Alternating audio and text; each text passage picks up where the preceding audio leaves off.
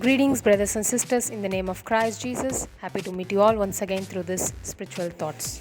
Because in the previous week we have been continuing with who is your company. Finally, we are going to see few more verses. We were seeing about negative side company, Daniel. So Daniel 6:16, and the king commanded, and David was brought and cast into the den of lions. The king declared to Daniel, "May your God, whom you serve continually, deliver you." So we know the situation here. When Daniel was praying for 3 times a day, his surroundings, they got jealous about him, and so they were against him on his prayers. So they asked for the king to provide a rule on worshipping only the king. So when they got the permission, they targeted Daniel on how he prays and what we will do to him. This is what the bad company plans for. So when you know that your company is someone who is planning against you, you should be careful in choosing them.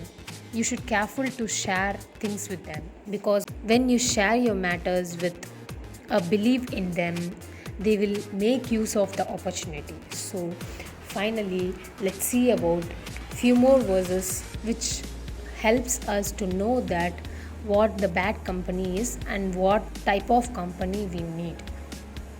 So Proverbs 13:20 says, "Whoever walks with the wise become wise, and the companion of fools will suffer harm." So when we choose wisely and know that it's a good company, we will be walking in wise. And whoever chooses the bad company and keep on following them, keep on trusting them, you will be like suffering some kind of a harm. You will be deceived by them and you will be suffering in the end. So this is what the Bible is trying to give us a wisdom on what company we need to choose. And finally, 1 Corinthians says, "Do not be deceived. Bad company ruins a good morals." So finally, this verse is also explaining us that choosing a bad company can ruin a person. So we need to choose it wisely. We never need to be deceived by the world. We should be aware of what company we have. We should search for a good company and we should pray for a good company.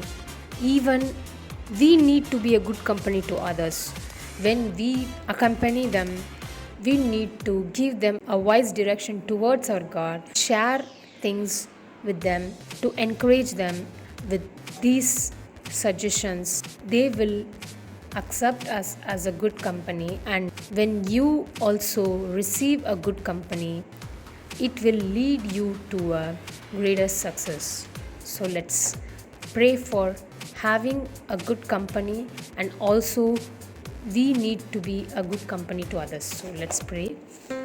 Thank you, Lord. Thank you, Jesus. Thank you for giving these words, Lord. Yes, Jesus. In previous weeks, Lord, we saw about what kind of good company were in the Bible, Lord, and what kind of a bad company were also there in the Bible.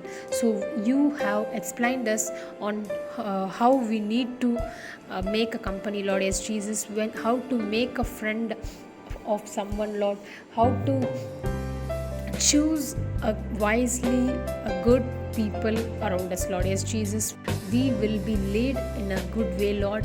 When we choose a bad company, we can be deceived in their thoughts, Lord. We can be finally put to a foolish level, Lord. Yes, Jesus. So Lord, please guide us and lead us on choosing our company, Lord. Yes, Jesus, give us those wisdom on what we need to choose. Yes, Jesus. In all these weeks, you have explained us clearly about this, Lord. So we need to imply it in our lives, and we should lead in your name. Yes, Jesus. We give this prayer into your hands.